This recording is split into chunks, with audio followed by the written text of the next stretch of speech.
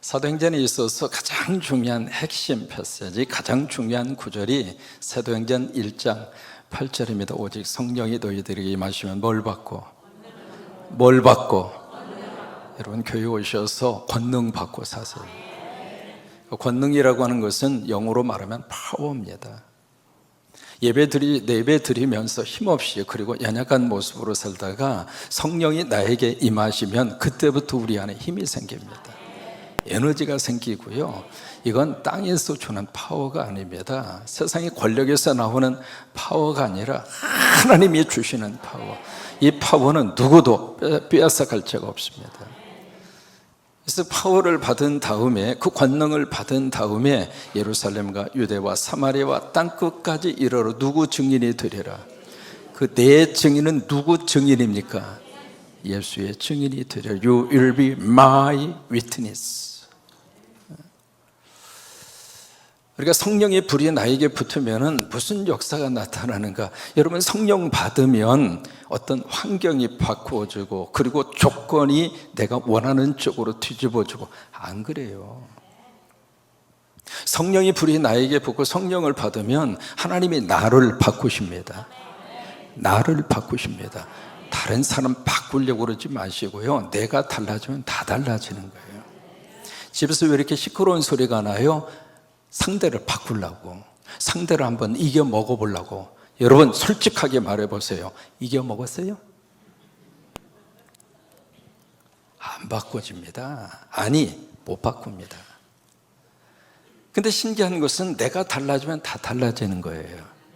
아멘도 안 하셔도 돼요. 내가 달라지면 다 달라지는 거예요. 그러니까 나는 그대로 있으면서 다른 어떤 환경과 여건을 아무리 바꾸려고 해도 바꿔지지도 않고, 바꾸려고 그래도 안 바꿔진다 그 말이에요.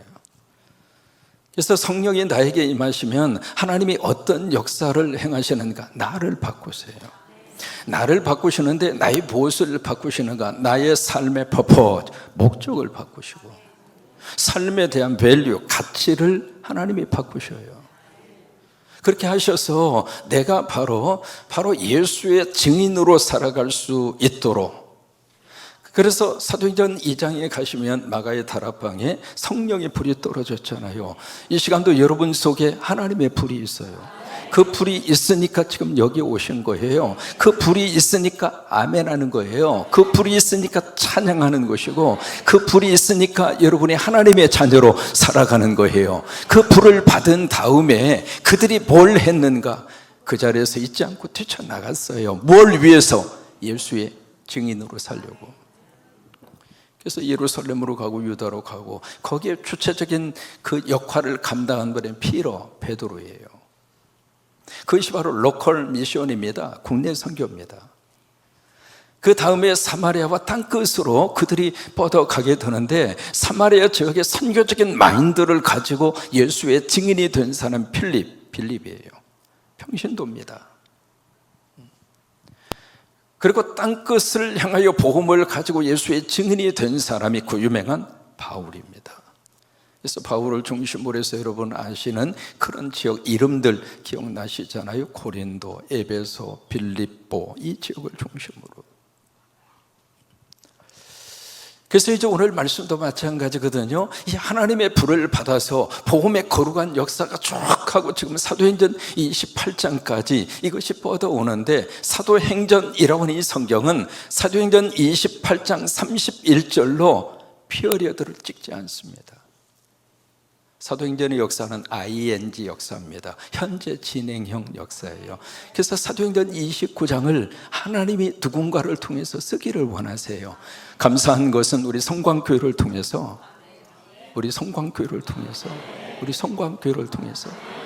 11개 나라의 100개의 하나님의 교회를 세우게 하시고, 무슨 얘기예요? 하나님이 지금 이 교회를 통해서 사도행전의 역사를 29장을 쓰고 있는 거예요. 여러분 앞으로도 계속 이 기록을 써내려 가셔서 크게 아멘.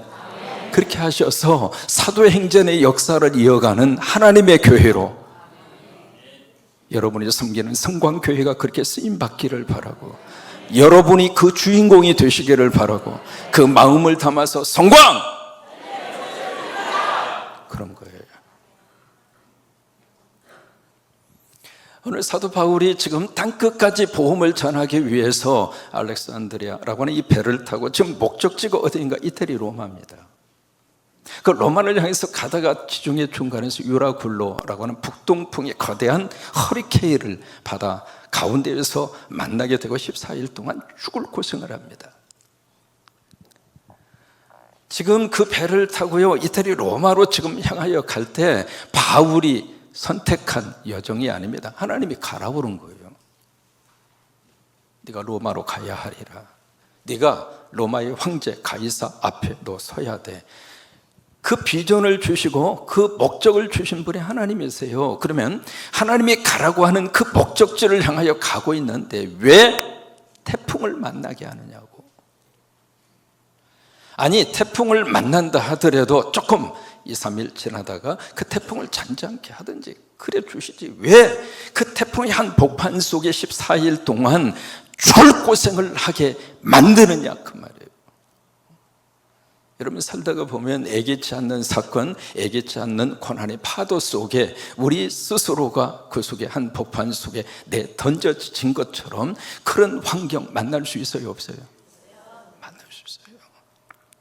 여러분 누구나 다 마찬가지예요.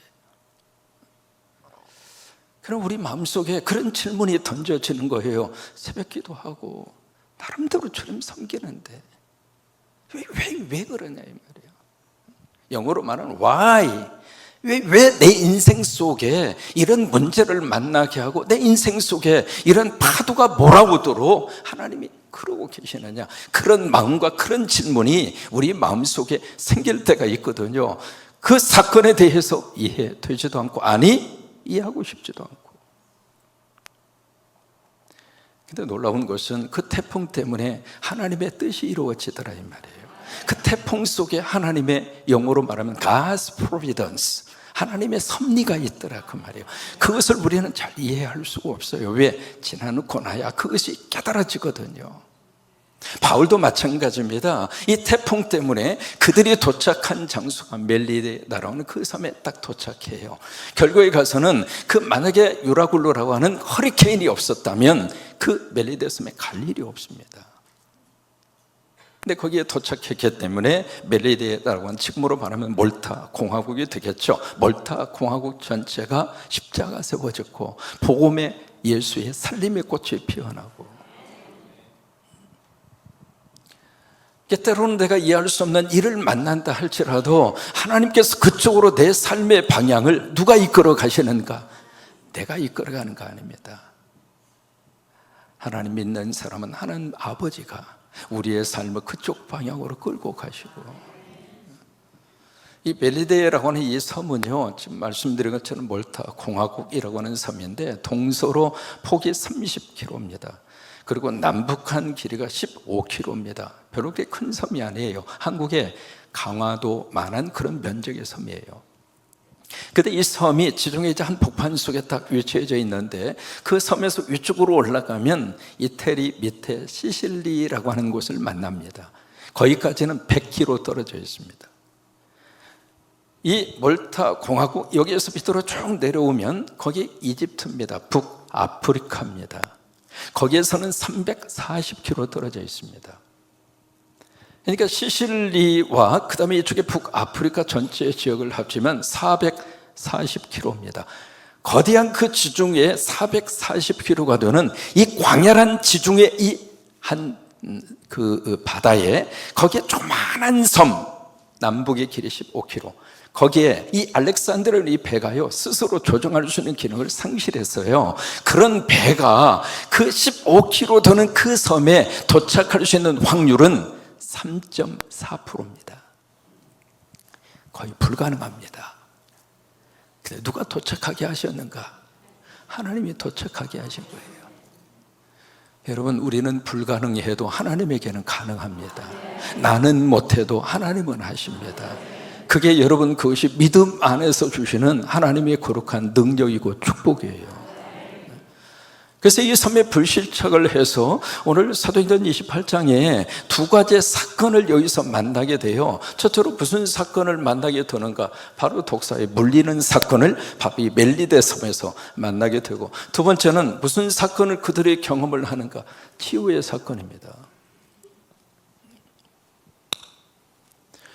여기에 바울과 276명, 그 배에 탔던 사람이 276명이니까 이분들이 불시착을 딱 했는데 그때 겨울이거든요. 그래서 추워서 펄펄 떨고 있는 것을 보고 거기에 있는 원주민들이 동정의 마음을 베풀어서 모닥불을 피워줍니다.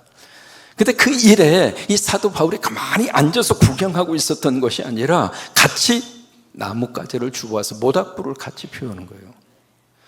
여러분, 바울이 그 당시에 거기서 살아나온 사람의 입장으로서는 바울이 영웅입니까? 아닙니까?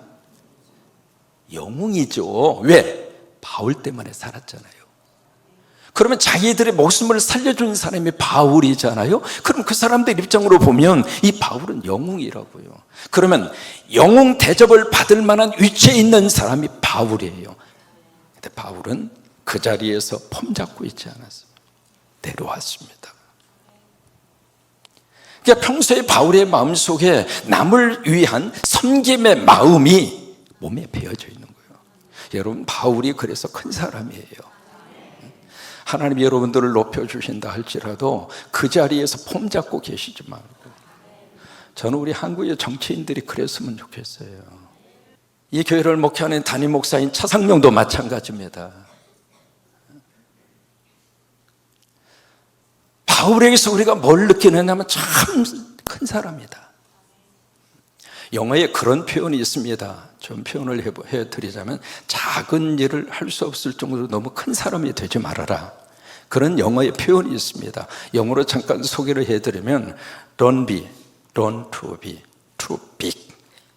Don't to be too big. Too big이라고 하는 것은 너무 커진다 그 말이에요.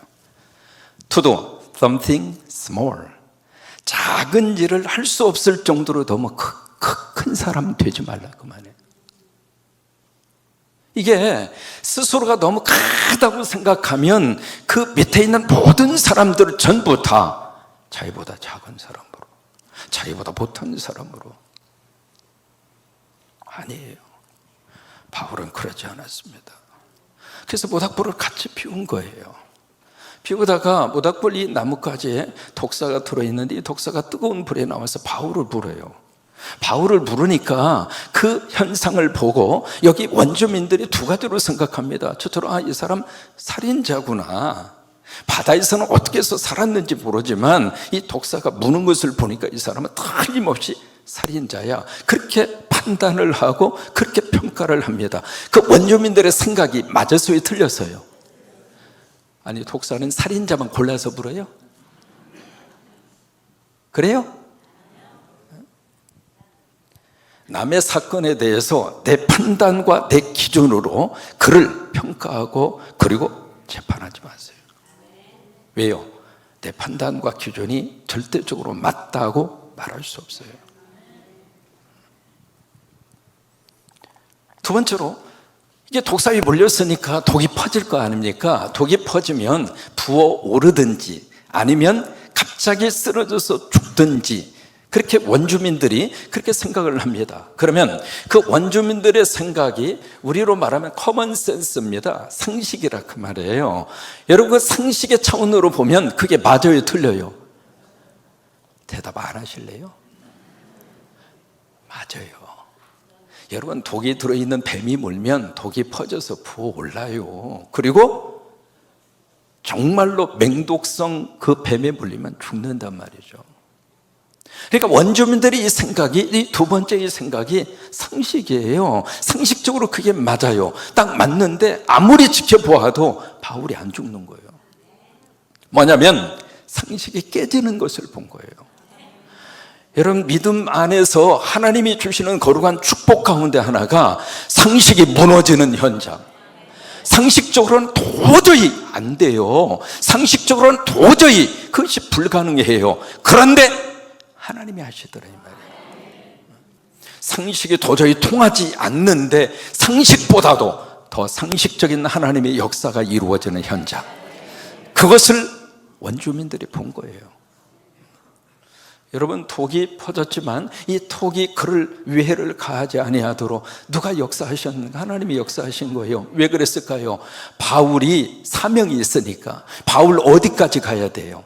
이틀이 로마에 가야 돼. 로마에 가야 될 사람이 이 섬에서 뱀에 물려서 죽어버려봐. 그럼 누가 손해예요? 하나님이 손해지. 두 번째로 이 멜리데 섬에서 무슨 일이 일어났는가? 이 최후의 사건이 일어나게 되는데 그 섬의 가장 높은 자, 이게 이제 고위직에 있는 사람이죠. 추장으로도 우리가 해석을 합니다. 이름도 나왔어요. 보블리오라고 하는 이름까지.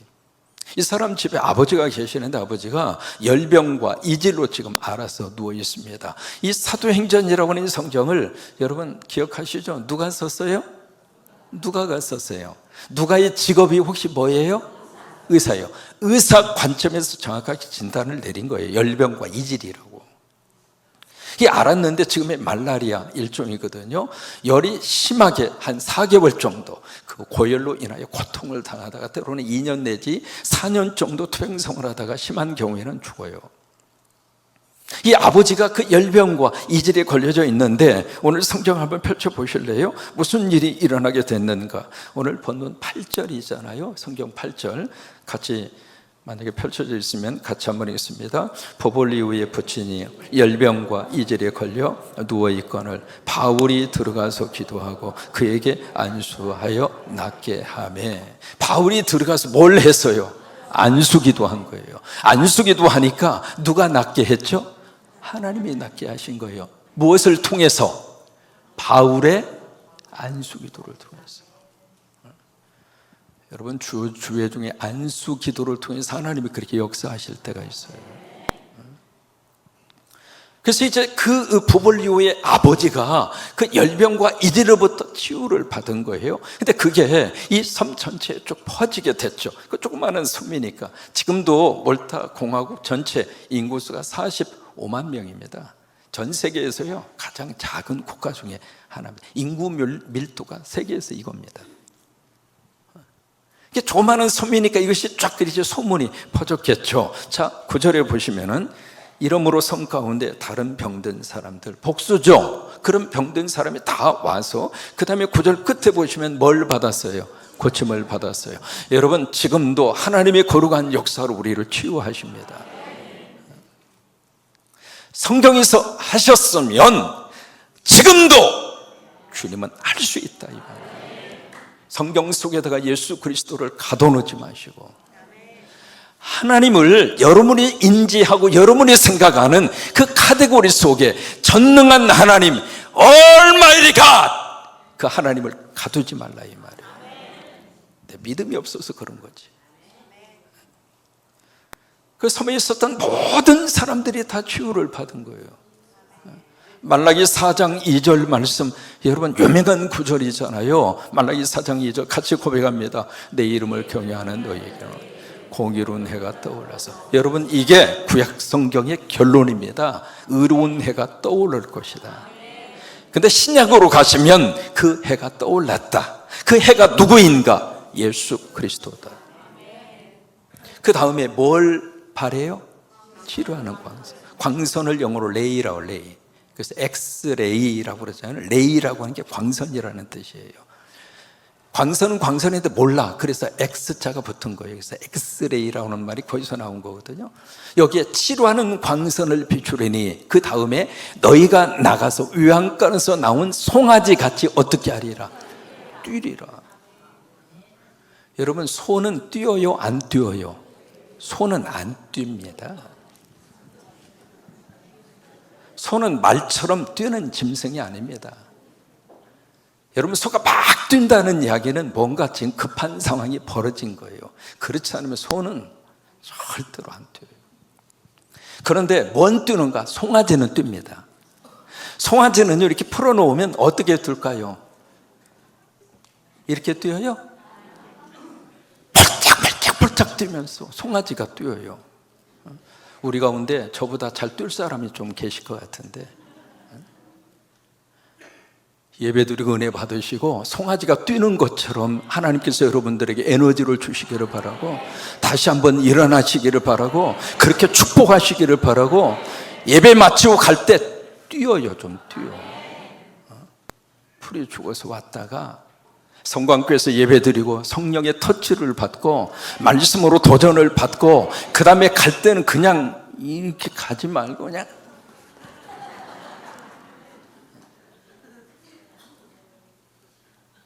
송아지같이 뛰리라.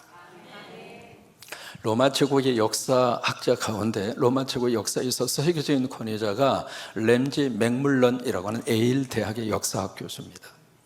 그 사람이 로마 역사에 대한 세계적인 권위자입니다. 그분이 바로 이런 이야기를 합니다. 기독교가 로마를 정복할 수 있었던 결정적 이유가 뭐냐?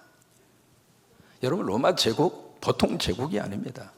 근데 그 제국이 어떻게 기독교가 들어간 지 300년 만에 313년에 콘스탄티노플이 기독교 앞에 무릎을 꿇은 거예요. 역사학자로서 도저히 이런 일이 일어날 수 있겠는가?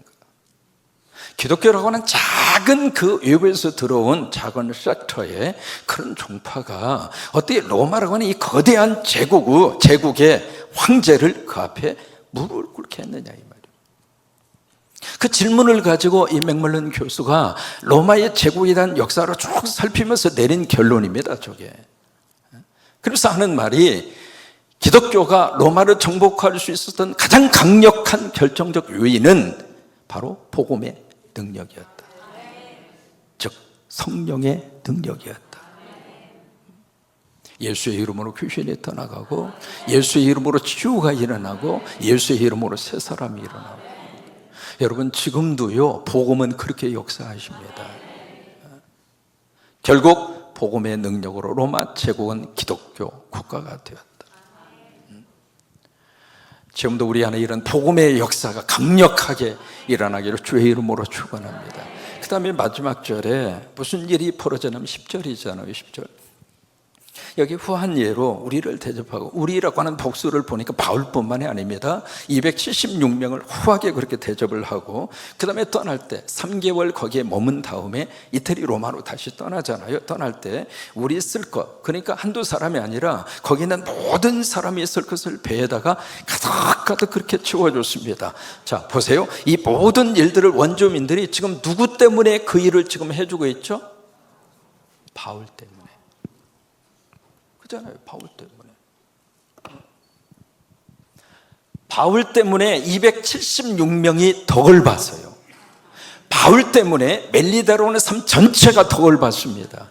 그 뒤에 보블리오라고 하는 사람이 바로 거기에 초대의 가장 중요한 주교가 됩니다. 일대 멜리데 섬의 주교가 되고, 그 후에 순교가 됩니다. 그래서 지금도 몰타 공화국은 99%가 크리스찬입니다. 지금도요.